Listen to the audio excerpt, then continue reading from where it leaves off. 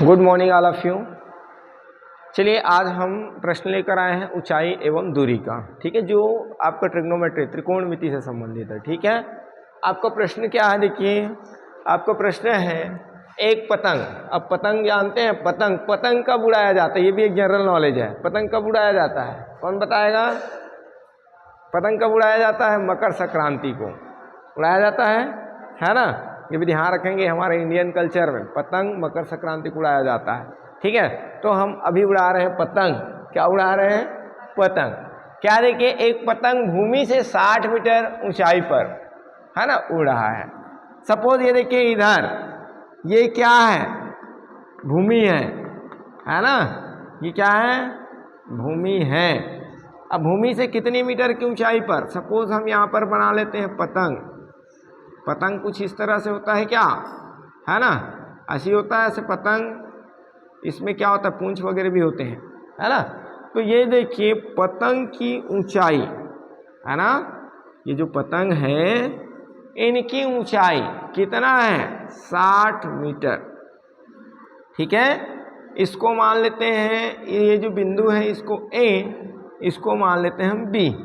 ठीक है, अब क्या बोला गया, उड़ रही है पतंग में लगी डोरी की भूमि, है ना, डोरी की भूमि के एक बिंदु से। अब देखिए डोरी तो एकदम सीधा नहीं जाएगा, पतंग देखिए सीधा सीधा जाएगा क्या? नहीं जाएगा, बल्कि उसमें कुछ क्या होगा, झुकाव होगा। ठीक है, तो डोरी जो है कुछ इस तरह से इसमें बंधा हुआ है।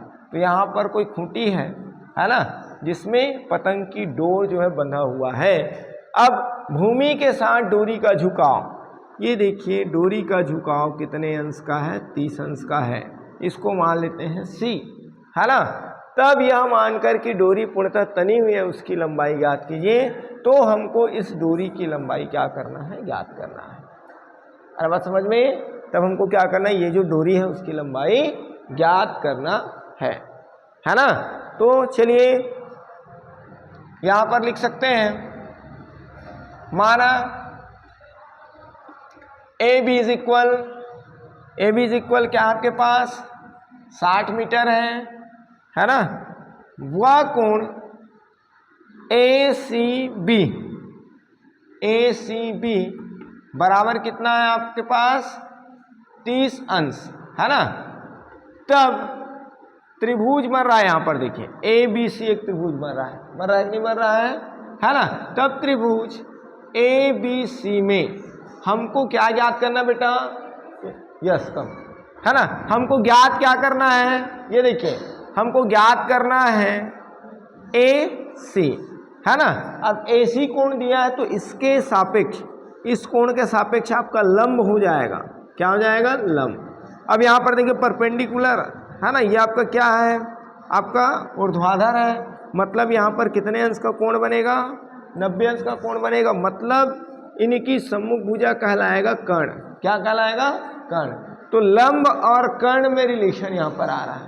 और हम ट्रिग्नोमेट्री में त्रिकोणमिति में जाते हैं तो लंब और कर्ण में रिलेशन संबंध जो है किस में आता है? साइन में आता है ना। साइन थीटा बराबर लंब बटा कर्ण। तो यहाँ पर हम बात करेंगे साइन, है ना। कोण कौन आ जाएगा? ACB बराबर ये आपका हो जाएगा लंब बटा कर्ण। क्या हो जाएगा? लंब बटा कर्ण। तो यहाँ पर देखिए साइन 30 अंश, है ना, क्योंकि इसका मान क्या है? 30 अंश है। अब आपके पास लंब कौन है? आपका AB है।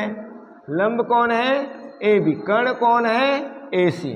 तो यहाँ पर आप साइन 30 अंश का मान कितना होता है भाई? 1/2। साइन 30 अंश का मान कितना होता है? 1/2। AB का मान हमारे पास है कितना? 60। कितना है? 60। और AC का मान हमको ज्ञात करना है। तो इसको क्या करना पड़ेगा? ट्रांसफर करना पड़ेगा। तो 1 गुना क्या हो जाएगा? AC इधर आकर के भाग में है वो कहाँ जाएगा? गुणा में जाएगा।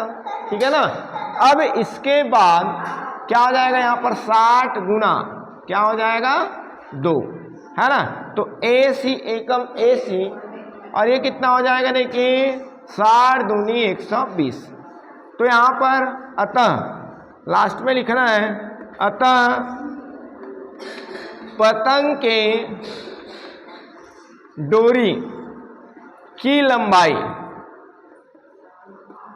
AC बराबर कितना 120 मीटर है। आगे बात समझ में।